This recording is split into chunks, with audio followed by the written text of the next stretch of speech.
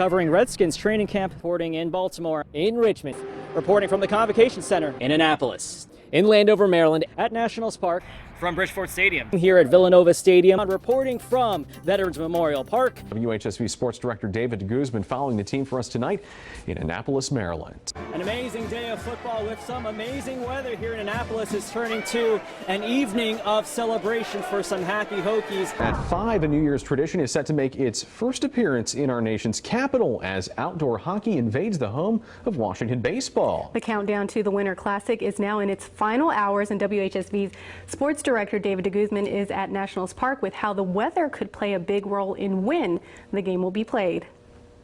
First off, take a look behind me. There is an ice hockey rink where there's supposed to be a baseball field here at Nationals Park. Organizers have been spending the last few months getting this event ready. In fact, for the last couple of weeks, they've been working here at Nationals Park preparing for the Winter Classic. But one thing that they can't control is the weather. It's a long day for our sports director, David Guzman. He joins us live at the Convocation Center. David? Yeah, John, a very long day indeed. The pep band rocking as the doors, as you said, just opened. Fans are filing in. Speaking of fans, here are some dedicated fans right here. They are pumped and they got front row seats to tonight's matchup. For the first time since 2007, FedEx Field behind me is the home for a Thursday night NFL matchup. I'm David Guzman live from Landover, Maryland, and I'll have a preview of this primetime game between the Redskins and the Giants. That's next in sports. You are one of 9 returning players. What is it like to come back to Harrisonburg with a mix of old and new faces? It's great. It's great coming back, seeing guys from last year. Tali Moore has come a long way in her softball career, literally. The freshman hails from Sydney, Australia. I love Sydney. I live about 45 minutes away from the Opera House and everything.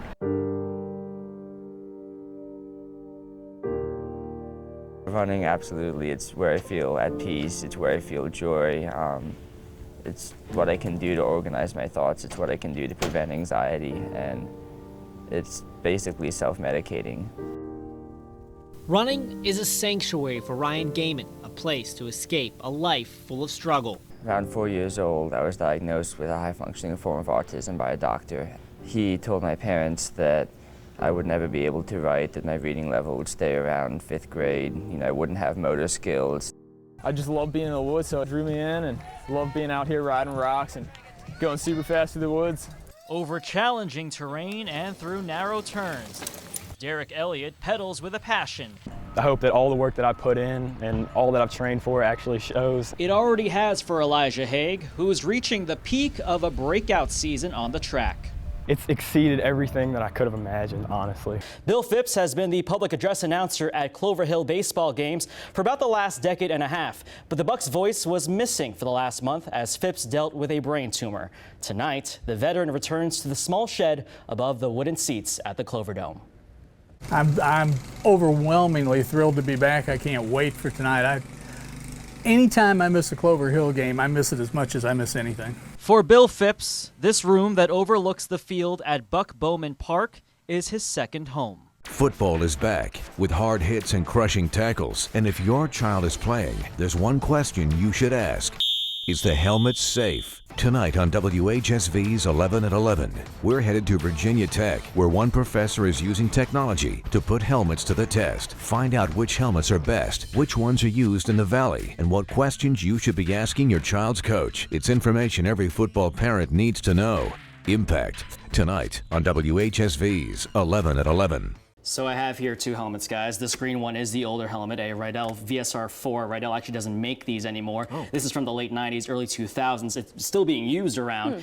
And the shiny gray one is the newer Rydell Revolution Speed helmet. And on the outside, you can just tell the difference. The VSR4, a smoother shell, while the Speed has a much more complicated design. This is adding stiffness so it can handle a broad range of impacts on the sides there. Then inside, you can see the padding. Well, you can see here, much thicker than this one. That means it'll absorb hits better. So the goal obviously is to phase out these older helmets for these newer 5-star rated ones. A football player at Bridgewater College has ventured the path less traveled. And sports director David DeGuzman joins us with a story that takes us off the football field and onto the front lines. Yeah, imagine playing football and winning a conference championship, making it all the way to the national semifinals, all of this in your freshman year, and then leaving all of that success behind to answer a higher calling. That's exactly what happened to Bridgewater's Matt Johnson. And WHSV's Andrew Clay dives into the junior linebacker's incredible journey as a U.S. soldier.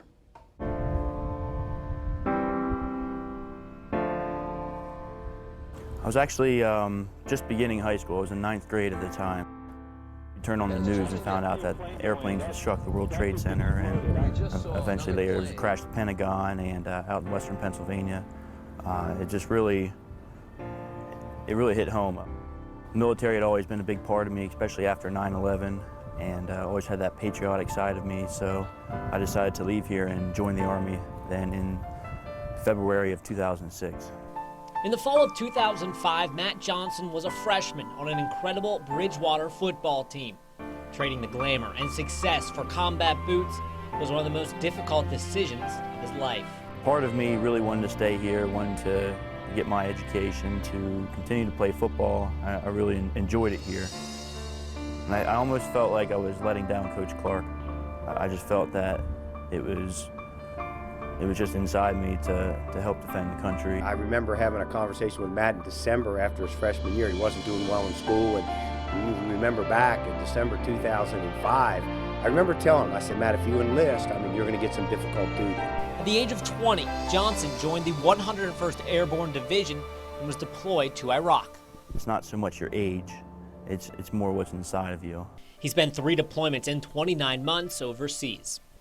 We had about half a truck full of just school supplies, pens, pencils, notebooks, coloring books, and we actually took the day and drove around to a few different schools and delivered it to the kids while they were in school. So they came running out and they were really excited, and just seeing like the smiles on their face, and it was a combat zone and everything else.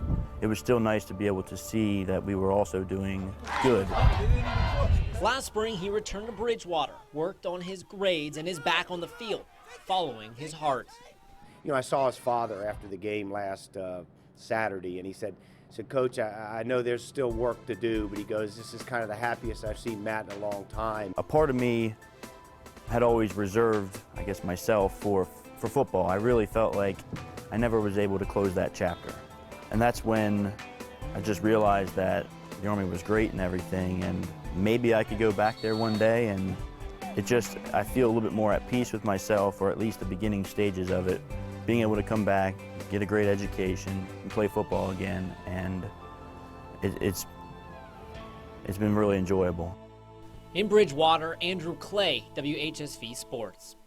Incredible journey for him. The road back to football was not easy for Matt Johnson, dealing with academic and eligibility issues, but he brings a very unique level of experience you certainly won't find on many football fields in this country. Definitely a very powerful story and a lot of courage there, so thank him for his service. That's great stuff. Okay, men, 1 half down, 1 to go. I want you to go out there, hold your heads up high, and leave it all out on the field. Every play counts. I need you to give 110% until that clock hits 0. Are you pumped? Yeah! Are you pumped? Yeah! Let's go out there! Let's do it! The End Zone, every Friday night following WHSV's 11 at 11. The End Zone is brought to you by Pepsi, Joe Bowman Auto Plaza, and Subway. We've reached the end of the final end zone show this season, but that doesn't mean we're done covering our playoff teams. No, not at all. We will have abbreviated editions of End Zone throughout the playoffs. We will follow every Valley team until they're either eliminated from postseason play or they win the whole thing. Man, this is the end right here. It won't be the same as the full End Zone, of course, but hey, it's been a fun year, David. Definitely. Oh, yeah, definitely. Thank you very much for joining me here. Absolutely. It's been great, Tom. We don't do this alone, so we now leave you with a look back at some of the great moments, and they were great, that we shared on the show, along with the names of the men and women that worked tirelessly behind the scenes to make this show possible. The Friday night lights are finally back on, shining bright on the hopes and dreams of high school football teams across the Valley. And I am thrilled to have a veteran End Zone member join me, flipping his schedule upside down. Lots of coffee today, that's for sure. It's time to head into the WHSV end zone.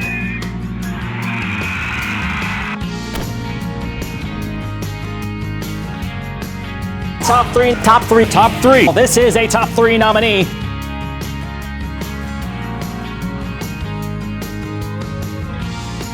Knights head coach Charlie Newman is in the hospital tonight after collapsing on the field. Charlie Newman, one of our favorites here on End Zone. And on a very emotional night, Turner Ashby winning a thriller. It's my pleasure to welcome in the newest member of the End Zone team, Andrew Clay. Nothing like a thriller.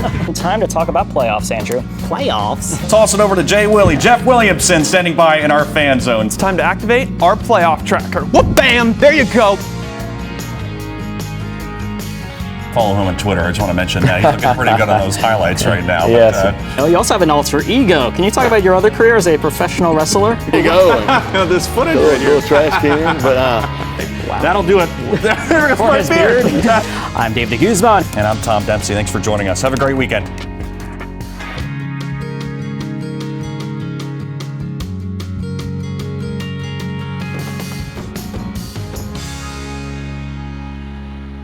Everett Withers is focused on his first season at James Madison. The season opener from the Dukes is 5 weeks from tomorrow, and Withers has a lot of work to do before then. You know, playing for championships, that's why you come to places like JMU.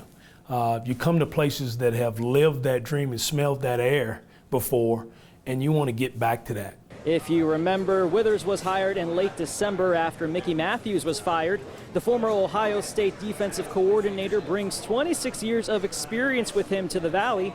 And football talk aside, Withers says he's adjusted to living in rural Virginia. People in Harrisonburg have been great, a very close community, very warm community.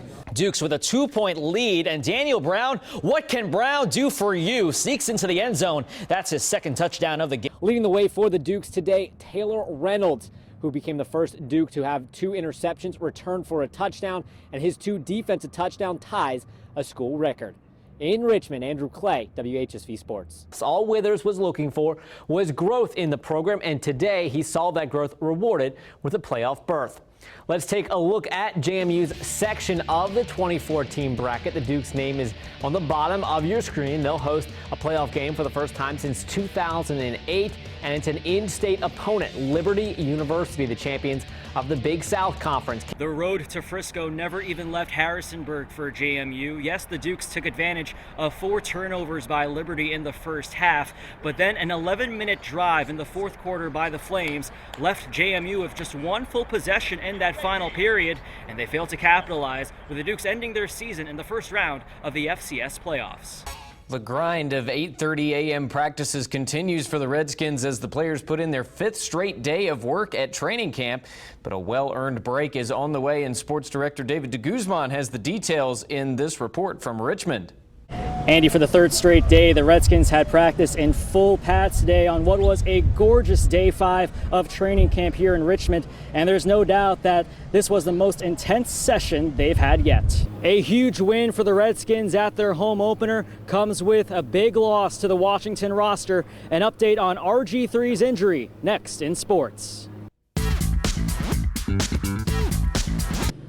Good morning from FedEx Field. I'm David Guzman with your Sports Buzz for this Friday morning. Washington waking up today 0-2 in the division after a critical NFC East battle was decided by costly turnovers, with the Redskins falling into a hole that they couldn't get out of. For Kirk Cousins, this is the first time in his career that he's making back-to-back starts in the span of 5 days. I guess you could say the 3rd quarterback is the charm after head coach Jay Gruden resorting to his 3rd-string QB after Kirk Cousins threw for his 9th interception of the season, capping a miserable first half for the QB. The team going into the locker room amid a chorus of dissatisfaction from the fans, but the boos turned into cheers when Colt McCoy took the field, throwing his first touchdown in nearly 2 years. Gruden responded by saying no one deserved any of their starting spots after today's lopsided performance. Of course, this win was particularly big for Deshaun Jackson, who beat his former team for the first time since leaving the Eagles' nest. He had 4 receptions today for 126 yards and said after the press conference it was good to be on this side of the result, sending Philadelphia home with a loss.